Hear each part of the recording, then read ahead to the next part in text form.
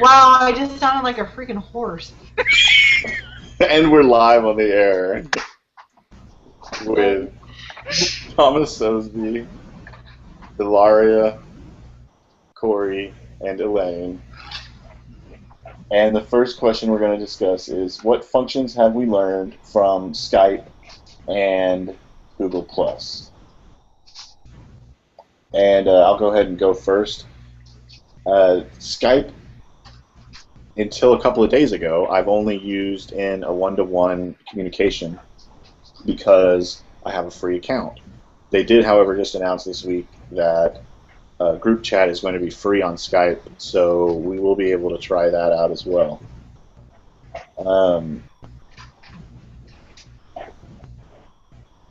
For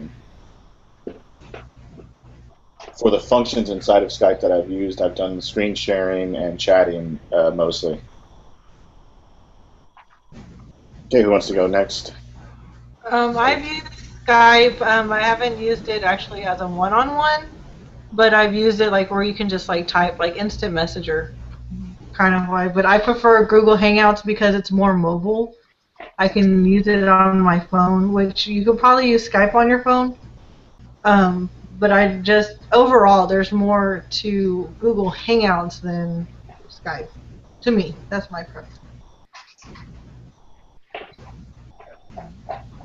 I haven't used Skype much. I did it just for one-on-one with my professors, and I used the little chat window too.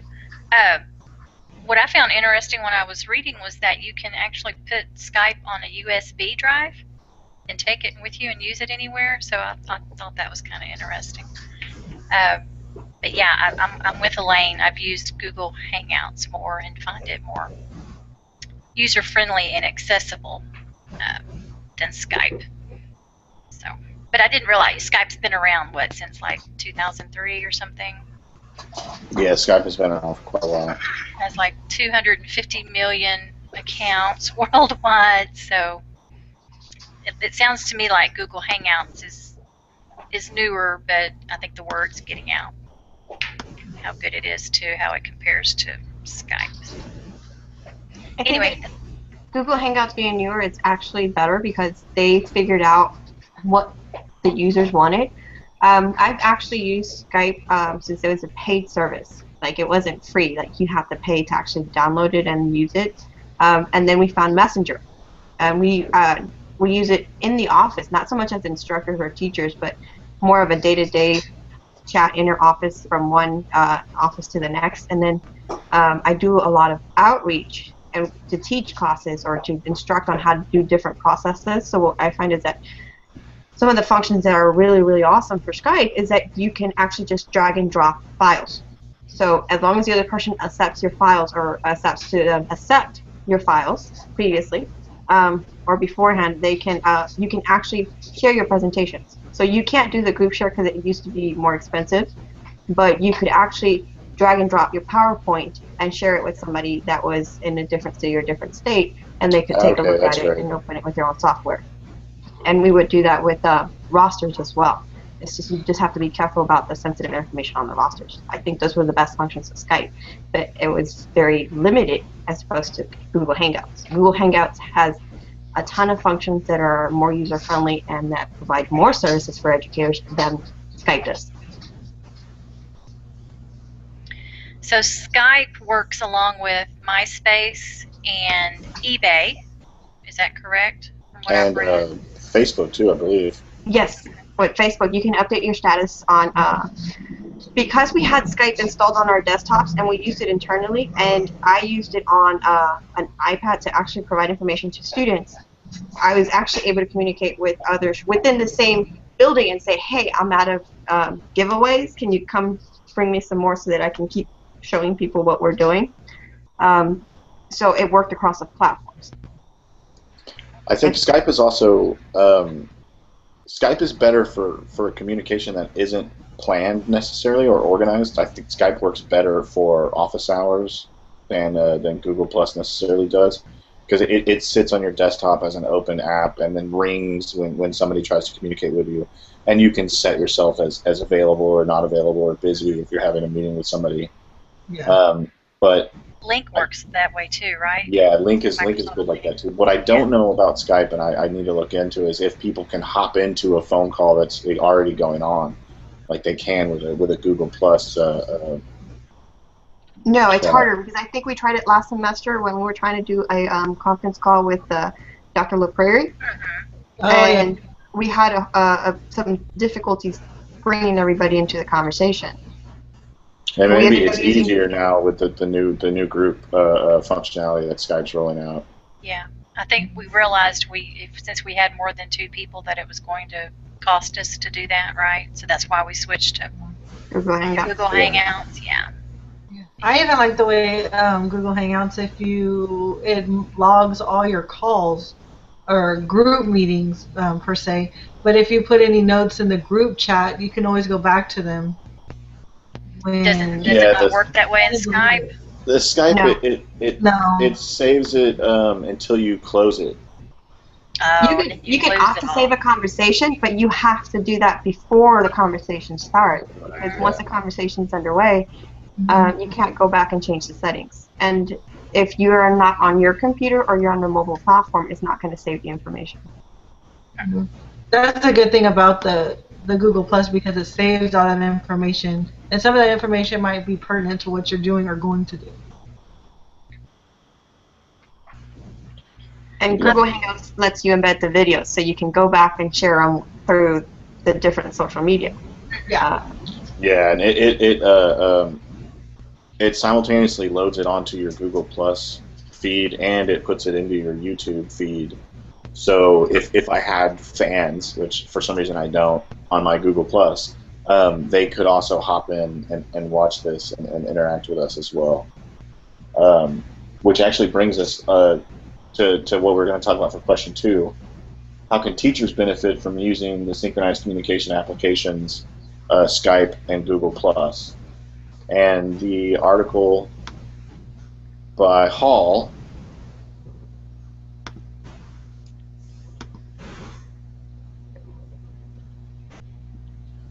What's all the hype about Skype, the effectiveness of video calling and clinical education, was a great study about using Skype in these physical education communications so that they could speak directly to the people out in the field that were better at this.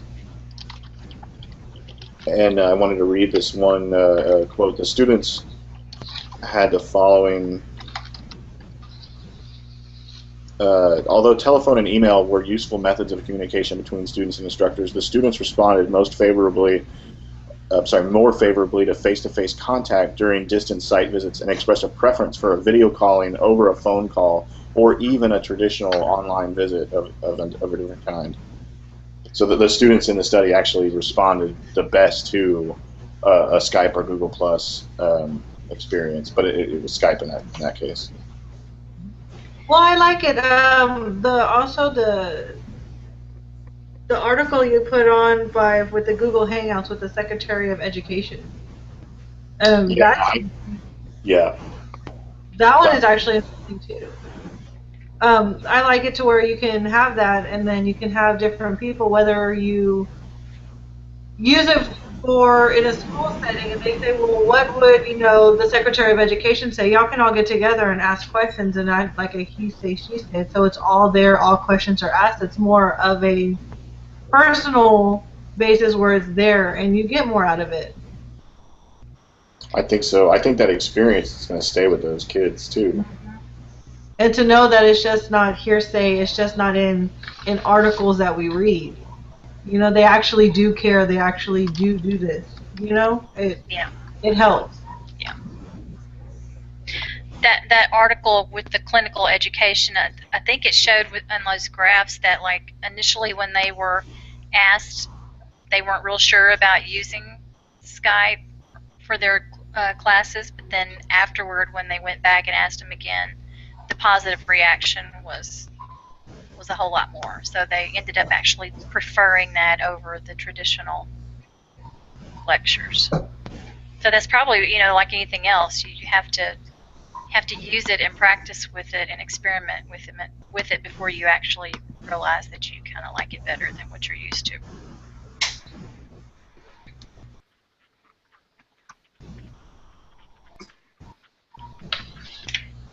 I found like a few things, it said how can like teachers benefit from both, I guess Google and Skype. But I didn't think about this aspect. They can hold like parent teacher conferences through that rather than that is a great idea. Yeah, the parent having to come up there. Teachers could send out like their newsletters out that way, or if a child is sick at home, he can actually attend the class that way without missing any of the lessons. It's more that would be beneficial, especially for parent-teacher conferences, because during the parent-teacher conferences they only allot a certain amount of time, and it's usually before they leave. Sometimes a lot of us don't have the way to either get there on time because maybe it's on the other side of town, or they can't get it because no one can cover their schedule. So if you could do it that way, and it's still a one-to-one, I just think it's a plus in both worlds. That is a great idea. I think it can also be a con though, because you call in and you'll have a higher, as the instructor or the teacher, it would be a negative, because then the parent would want to stay on the conversation for longer than you anticipated, or for a larger the larger allotted time. Like if you set up 3 or 4 consecutive parent-teacher one-on-ones on Skype or Google Hangout, you can have, I think the one-on-one would be better on Skype because it's limited. With the Google plus Hangout, somebody could jump in on the conversation, but then they wouldn't be able to cut it off, and that would be a negative. Well, yeah, they can't necessarily always jump in. You can have a Google Plus conversation that's invite only as well, and not live cast. So they could use Google Plus in a more private way than what we're doing with this live cast discussion that we're having right now. I think that the one of the things that I really liked about teachers being able to benefit from Google and Skype is that both of them have started these programs to get settled down. Both of these companies have started different programs to get communicators and educators, and for instance, Google Plus in the article by Alan has grown their teacher base from 0 to 50,000 teachers in 196 countries. 30 celebrities have agreed to participate in the Read Aloud program to classes via Skype. Oh, I'm sorry, this is about Skype, not Google Plus. And then the students from around the world get to they don't get to ask questions necessarily, but they do get to listen to these famous celebrities read aloud to them. Which would definitely keep their attention. Well, I didn't think they said that you could take like virtual field trips, or have textbook authors speak to the class, and or have go to like parents' workplaces, or even they brought up the fact how we just had a discussion about STEM courses. They could have professionals in those areas speak to the kids, and I think that would help gain interest in that area as well. So I think it would be more children involvement. More students will be involved. More students will want to learn than whether kind of slack off in the classrooms. I think participation would actually increase. Yeah. The first article that Thomas posted on his website, and I forget the title, it was extremely long and detailed, but it did go into how they used it to set up remote classrooms. So they would schedule a speaker to come into one classroom, but they would link in other classrooms via Skype, and they could actually sit in on the interview with an astronaut or whatever speaker they brought in. So I thought that was kind of cool. You kind of piggyback on somebody else's interview, and you get to jump in and ask questions. So. Yeah, especially for stuff like that they would only be able to give them static text information. They get to actually speak to or at least listen to somebody live speak about their experiences. That's great. Mm-hmm. Especially as it pertains to whatever lesson they're going going over at the time. And just even that, hearing their stories, through Google Hangouts, it might even inspire them to do something, in the future or become something, just because of this. Because they were able to ask instead of read it. And so with Skype, you can also record digitally I don't record like we think- do in Google Hangouts. I don't think you can do that with Skype, but they must have leveraged some extra thing on top of it. Or maybe it's the Google Plus ones that you can still go back and watch. I think it's actually the Google Plus conversations from the White House that you can go back and watch now. I don't think that study had any way for you to watch any of the interviews that they did on Skype. Yeah. But you could recording a live video stream is hard to do without having a program that's specifically set up for it. Like if you just tried to record your screen and the audio right now, Yeah. the video would not come out. It would either come out not at all or it would be extremely choppy. One final thing that I wanted to mention about being able to benefit from this kind of synchronized communication tool is something I just learned about last week. Is the librarians at SHSU hold a virtual book club inside of. I didn't get to attend it because I didn't find out what book they were reading until the very end, and I only got to read 3 chapters of the book before the meeting, so I didn't visit. And in fact, I should have because no one else showed up. So I could have at least talked about the first 3 chapters. But So they hold like a virtual book club then? They do. They do. wow. They vote. They vote on a book, and then via email and on a web a web survey, SurveyMonkey or whatever, and then meet up virtually. I think they actually meet up live, and they webcast the live meeting for anybody that wants to meet up virtually. But I didn't go. But I thought that was a great idea, especially for middle school and up teachers, where you can actually have a child that. Although, as a parent, it does make me nervous to think about children and webcams and Who they're chatting with. and who they're chatting with, and what else is going on, and if the feed is being hijacked in any way. Yeah. So, but there's always those concerns with all of these technologies. Yeah, that was one issue I think that was brought up in an article that you have to educate the children when they're young to let them know, not to share any of their personal information and all of that. I think they also said there was an issue with using Skype at the university level because it kind of tries to tap into the network. Is that right? And they're worried that personal information with the university might get accidentally leaked. Could be because Skype does pretty invasively go in and get your contacts. Mm-hmm.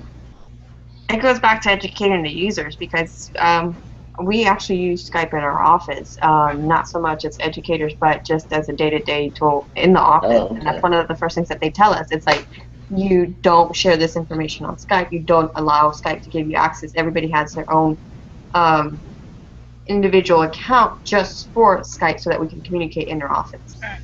That's actually how I set my Skype account up too, so that it didn't go and get all my contacts, and it didn't invade everything. It just has honestly, it just has Dr. LaPrairie and my brother. Those are my only 2, and now Ilaria. Those are my only 3 Skype contacts. I think I'm in the same boat there. I actually have 2 accounts with the Skype. I have the Skype individual for work, and that has my group list, and then I have my what used to be Messenger that transitioned into Skype. So they're both under Skype, but they're separate. That's a good idea to teach when we start teaching these technical skills to the children too. Is the idea of keeping separate accounts for your personal life and your work life. Yeah. And another thing too is that they're free. Yes. That's one of the benefits. Yeah. So that's a great benefit for teachers because that's an expense that they don't have to bring to a board or to a spending committee, and they can approve it because it's not extra funding that has to be found somewhere. But I think that's a better benefit for Google Hangouts because some of the better features for Skype are paid. Right. Yeah, and they both work on mobile devices, which apparently everyone's kid has now. So that would help with the flipped classroom. Yes, and get them prepared for that. Get them prepared to deal with video feeds and conferencing and microphone issues and that kind of thing Troubleshooting. at the earliest age possible, and troubleshooting and That's an additional benefit, critical thinking. Public speaking skills, yeah, definitely. If you look up like Search Unified Communications, they have it's like this long table that shows the different features and it compares Google Hangout and Skype. You said search, what was the name of that? Search Unified Communications. This is another benefit here. What article are you talking about? Search Unified. Well, yeah, I knew you were going to ask me that, Ilaria. No, I found it. But see, asking you, I can just open up another browser window, and while we're holding this discussion, I can look at the research that you're talking about. Awesome. Yeah, or if she had found something that she really wanted to show us, she could screen share. Yeah, it's a tech comparison chart. Yeah, I need a little more practice on the screen sharing and the little fun faces, Thomas, that you like to show us. The Google effects are fun. I think the kids would have fun with it too, because I'm a kid at heart. You just added an effect. Google's told me so. I tried to. So does Skype offer the effects? No. I don't think so. No. So that's a difference, yeah. But yeah, that chart shows like which one does like the mobile and the landline calling, the international calls, the texting, supported platforms, social media, screen sharing, file sharing, all that kind of good stuff. And it also comes with an instant, what do you call that? I just had it at the tip of my tongue. Survey. The first thing that popped out is, which video chat service do you prefer, Google Hangouts or Skype? Oh, did you find the article? Yes. Okay, good. That's a hard question for me to answer, though, honestly, because both of them, for different reasons and different tasks, are better than one than the other. But it's video chat. Skype just recently made that free. Oh no, they made group video chat free. Group video chat. But each of them have like their pros and cons. One might be better at one thing than the other. Yeah. It seems like I remember reading on Skype that the sound quality may not be as good as if you're on a cell phone. Has anybody run into that? I really don't have the Skype on my phone. What I have is I have the Google Hangouts on my phone. Like the other day, we were doing a group chat, and I was at the grocery store, and I was driving. Wow. I've got Skype on my iPad and my phone and my laptop, but I've never actually talked to my brother on my Skype account on my phone because I'm always home when I'm trying to talk to him, so I'm always on the laptop. But Google Plus I've used on my phone and my computer and without a problem. I do say that my friend, she uses Skype to communicate with her family in Mexico. So that's their way of communication. And they prefer Skype because I don't think they might not have Google Hangouts or if they even know about it. Yeah. I do the same thing, and we prefer Google Hangouts because we merged from Messenger to Skype, and Messenger had functions that were very similar to Google Hangouts that disappeared when it converted to Skype.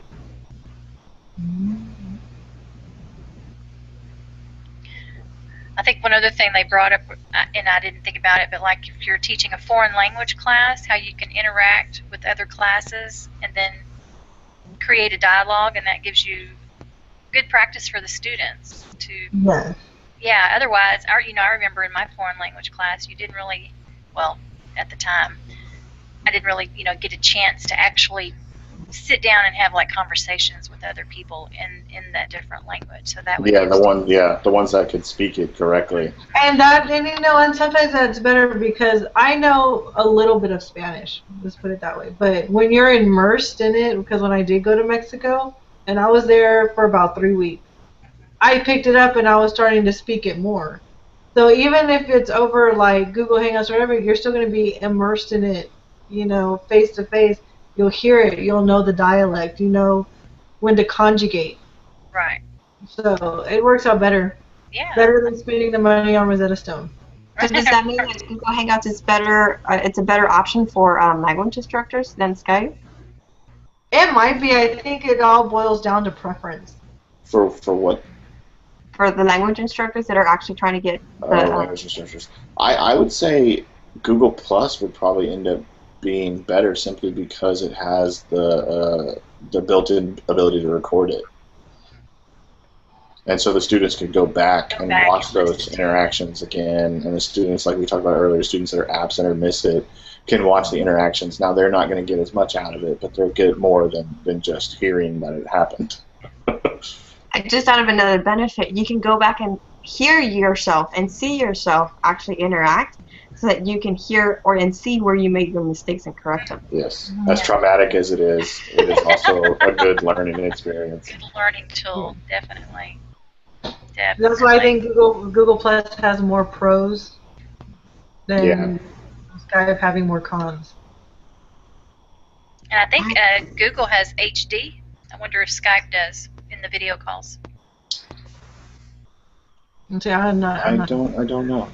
I don't think they do because they might not that they or they may be they'll incorporate that since they made it make the group chat free. But Google Hangout does. Our new computers are going to have cameras at work, so we'll see how that goes. Hey. That sounds delightful. Well, I think it's a wonderful tool. It's been very beneficial for us, for sure. And I think this article that you found, Corey, actually that chart is great because it shows you the features and that you compare them like right off the bat, so you know what you're looking for, or the benefits that you need, or the functions that you need as an instructor. And this chart will give you that. It'll tell you this Google Hangout is better for mobile-to-mobile device versus Skype, because you have to have Wi-Fi or a 3G or a 4G network. Can you share that article with Thomas and Elaine? Sure. Yes, please. Thank you. I'll add it to the list on my site too. And there it is. Awesome. You're good. And I am.